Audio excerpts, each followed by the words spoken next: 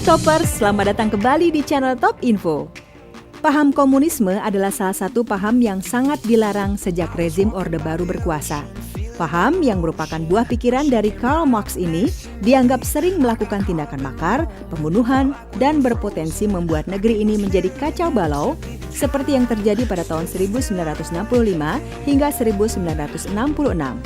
Akhirnya TNI dan Polri memberangus segala hal yang berbau komunis agar pertumbuhan paham ini menjadi terhambat.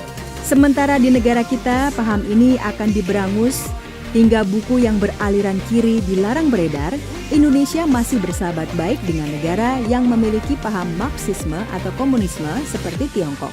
Lalu, apa sebenarnya alasan Indonesia masih bersahabat dengan mereka, sementara di dalam negeri komunisme ingin diberangus?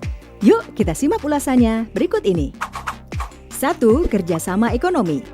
Tidak bisa dipungkiri ya kalau hubungan Indonesia dan Tiongkok sangat mesra sejak lama. Hubungan ini dipererat dengan banyaknya kerjasama ekonomi di berbagai bidang.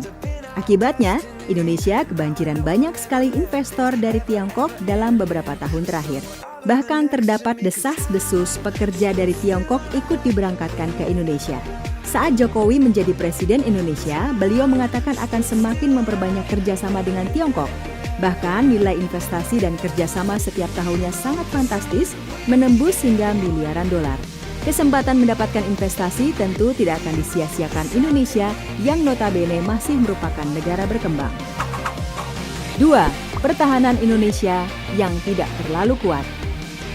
Disadari maupun tidak, Tiongkok merupakan salah satu negara dengan kekuatan militer yang terkuat di dunia. Jika Indonesia menyatakan tidak bersedia untuk berkawan atau bahkan melawan Tiongkok lantaran mereka memiliki paham komunis, maka negeri Indonesia bisa saja mereka berangus.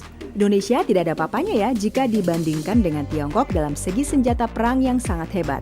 Konflik-konflik di kawasan perbatasan seperti Natuna akhirnya hanya menjadi gertakan-gertakan semata. Indonesia masih terlalu banyak menggantungkan hidup dengan negara komunis seperti Tiongkok. Saat di dalam negeri, komunis dianggap sebagai penyakit mematikan, di luar negeri dianggap sebagai raja karena memiliki kekuatan yang sangat besar. 3. Bantuan dana untuk ekonomi dan pertahanan. Ada yang bilang bahwa Indonesia sengaja dijadikan boneka Tiongkok hingga apa saja yang diberikan Tiongkok akan diterima dengan baik. Dalam beberapa tahun, Indonesia menerima banyak bantuan dari Tiongkok, entah dalam wujud dana segar atau peralatan yang digunakan untuk pertahanan. Pemberian bantuan ini tentunya tidak cuma-cuma ya. Mengetahui Tiongkok memberikan bantuan besar kepada Indonesia, Amerika cukup berang.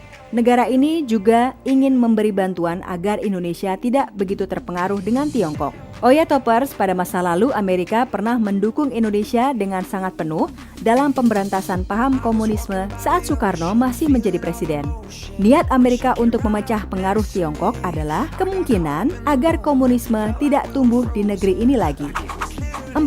Balas budi. Indonesia harus memberikan balas budi ke beberapa negara komunis seperti Tiongkok dan Rusia. Meskipun Rusia saat ini bukan merupakan negara komunis resmi, namun aspirasi komunis masih besar di sana. Saat perang mempertahankan kemerdekaan di masa lalu, negeri ini banyak menerima bantuan alat tempur dari Rusia, hingga akhirnya Irian Barat yang sangat berharga berhasil direbut dan masuk ke tangan NKRI. Di era modern seperti sekarang, kerjasama Indonesia dan Rusia masih kental, terutama pada hal pertahanan. Selanjutnya dengan Tiongkok, Indonesia banyak menerima bantuan dana dan investor hingga mau tidak mau kerjasama tetap dilangsungkan. 5. Menjaga persatuan dan kesatuan. Asia Tenggara memiliki 2 negara komunis di kawasannya, yaitu Vietnam dan Laos, yang masih menggunakan ideologi yang konon hanya akan mendatangkan kesengsaraan. Alasan Indonesia tetap berteman baik adalah 2 negara ini masih berada di kawasan Asia Tenggara. Apalagi pada kawasan ini Indonesia dikenal sebagai negara yang paling berpengaruh. Indonesia pernah mengirim bantuan pasukan ke Vietnam saat negara ini sedang berkonflik. Dari sini terlihat jelas bahwa Indonesia masih bersahabat baik dengan negara-negara yang beraliran komunis. Nah Toppers, itulah 5 alasan kenapa Indonesia masih berhubungan baik dengan negara komunis. Meski negara ini menolak tegas komunisme dalam bentuk apapun, toh hubungan bilateral masih berjalan dengan baik.